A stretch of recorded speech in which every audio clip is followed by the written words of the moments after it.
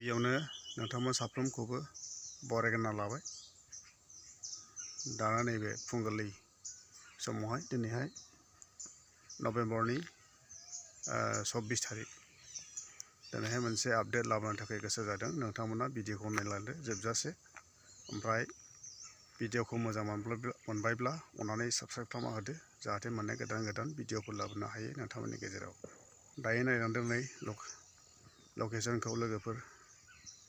दायो माखासे आपडेट लाबोनो थाखाय गोसो जानाया बेनो जाहैबाय, माने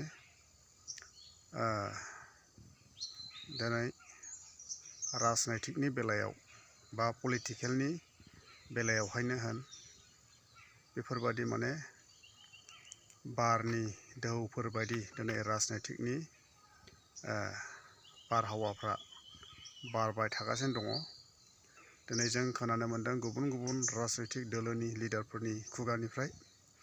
दिनै जों खोनानो मोन्दों जाहैबाय बेफोरबायदि बानजायै खोथाफोरखौहाय बुंनाय, जेरै बाल्थिंनि खांख्राइ आरो खांख्राइया जेरैहाय बेफोरबायदि माने आसिजोंहाय लोगोफोरखौहाय खायब्रानानै बाल्थिंनिफ्राय लाखियो, मासे खांख्राइखौहाय बाल्थिंनिफ्राय हगारहरनो गोसो गैया, बेफोरबायदि माने आसिजोंहाय खेबथानानै लाखियो, बेफोरबायदि भाषणखौ जों नुनो मोन्दों आरो इन्टारेस्टिं। ओमफ्रायो अक्ट'पास जेरैहाय माने आखाइया बा आसिया गोबां, बेफोरबायदि दिनैहाय माने आसिजोंहाय दिनै माने बेबायदि आक्रमन खालामो आरोखि अक्ट'पासआ गुबुन बुस्थुफोरखौहाय। बेफोरबायदि आरोखि मासे जुनादफोरजों मासे मानसिखौ माने मासे जुनादफोरजोंहाय दिनैहाय रुजुदों। जेरै आरोबाव माने नाथुरफोरजों, नाथुरा जाहैबाय खर'आवहाय मेलेम दङ, नाथाय खर'आव मेलेम दङ आरो खर'आवसो मेगन थायो, ओमफ्राय उनथिंजायसो खारो आरोखि नाथुरना। बेफोरबायदि नोंथांमोना खोनानो मोन्दों आरोखि ससियेल मिडियायाव। बिनि रावानो जाहैबाय एम सार रन्जित बसुमतारी, बिथाङा बेफोरबायदि भाषण होदों जाहैबाय। ओमफ्रायनो माने बिपिएफ पार्टिया जाहैबाय माने इन्जुरनि हाया जेरैहाय गिसिखादों, गोग्लैदों, गिसिखानानैहाय बेफोरबायदि माने दा गिसिखागासिनो दं ससियेल मिडियायाव, बेफोरबायदि नुजादों आरोखि। नाथाय बिपिएफआ दिनैहाय माने इन्जुरनि हाफोरबायदि गिसिखायाखै, मोजांसो जागासिनो दङ। ओमफ्राय 6 जन साफा थांनायावहाय बेफोरबायदि माने हाजार हाजार फैगासिनो दं बिपिएफखौ मोजां मोननानैहाय। बेफोरबायदि जों ससियेल मिडियायावहाय नुनो मोन्दों आरोखि। मालाबाबो माइनास जायाखै। थांनाय समफ्रावहाय बिपिएफआ 11 जनल' माने सिट देरहादोंमोन, नाथाय बिपिएफआ 17था देरहादों। नाथाय अब्लाबो माने बिपिएफआ देरहाखादों, बियो खाथांखा। नाथाय बिजेपिनि लिडार हिमन्त बिश्व शर्मानि खायदा कौसल खालामनायावसो दिनैहाय माने बिपिएफआ थालांनांगौ जादों। दायो माने भिडिअखौ नोंथांमोना नायलांदो जोबजासे। अब्ला थुदो, लेट्स गो टु सी।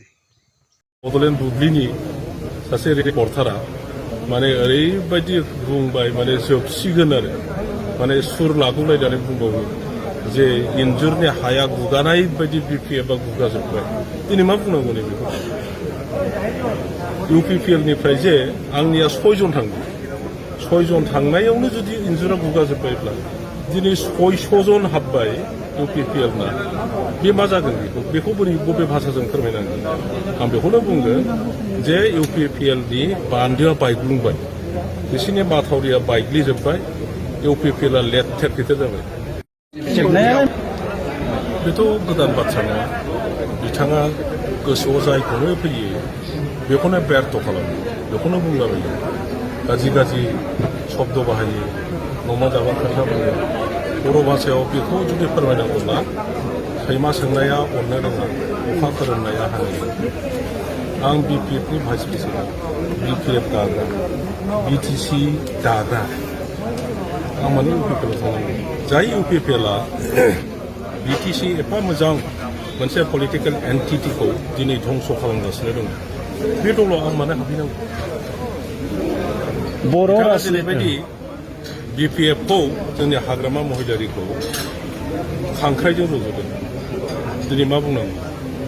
खांख्राइया रायजो राजाफोरजों जेरैबायदि सम्पर्क लाखिनानै खामानि मावगासिनो दं रायजो राजाफ्रा बे खांख्राइखौनो बिसास खालामनानै लोब लोब लोब लोब दिनै फैदों माने इउपिपिएलनि जि दैनि माथावरि इउपिपिएलनि दैनि जि बान्दो बेखौ बे खांख्राइया लासै लासै लासै खुरख'जोबनानै दिनै दैबाना जाजोब्बाय इउपिपिएलआ धंस' जागासिनो दिनै 1000 जन इउपिपिएल आरो बिजेपिनिफ्राय जोंनाव हाबदों इउपिपिएलनिफ्रायनो 679 जन दिनै हाबदों बिनि मिनिङा मा दाख्लै आंनि माबायाव समस्तियाव 6 जन हिनजावफ्रा अरुणोदय स्किम मोननायनि आसा खालामनानै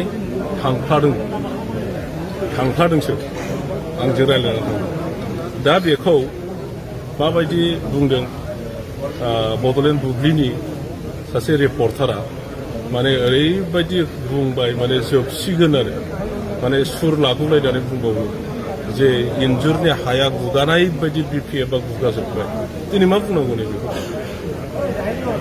इउपिपिएलनिफ्राय जे आंनिया 6 जन थांदों 6 जन थांनायावनो जुदि इन्जुरा गुगाजोब्बायब्ला दिनै 600 जन हाबबाय इउपिपिएलना बे मा जागोन बेखौ बोरै बबे भाषाजों फोरमायनांगोन आं बेखौनो बुंगोन जे इउपिपिएलनि बान्दोआ बायग्लुंबाय बिसोरनि माथावरिया बायग्लि मेगना हुन्डाइ श'रुमा लानानै फैदों नोंथांमोननि सेराव फुजानि स्पेशल अफार ग्रेन्ड i10 नियस i20 N-लाइन अरा भेरना आलकाजार बेफोर समायना गारिफोर फुजानि स्पेशल अफारा फैगौ 30 सेप्तेम्बरसिम थागोन 50,000सिम गारि लानानै गारि अफार नोंथाङा मोनफुंनो हागोन अब्ला मानोथो गोबाव खालामनो थाबैनो नोंथाङा बङाइगाव साफागुरि रड एबा लामा सेराव थानाय मेगना हुन्डाइ श'रुमाव नोंथांनि फसायनाय गारिखौ लाहैदो गोबां मिथिनो थाखाय नैबे जानबुं नाम्बार 9101093856 8011827497 700279673 70026948111 आव खौरां लाहर मेगना हुन्डाइ श'रुम बङाइगाव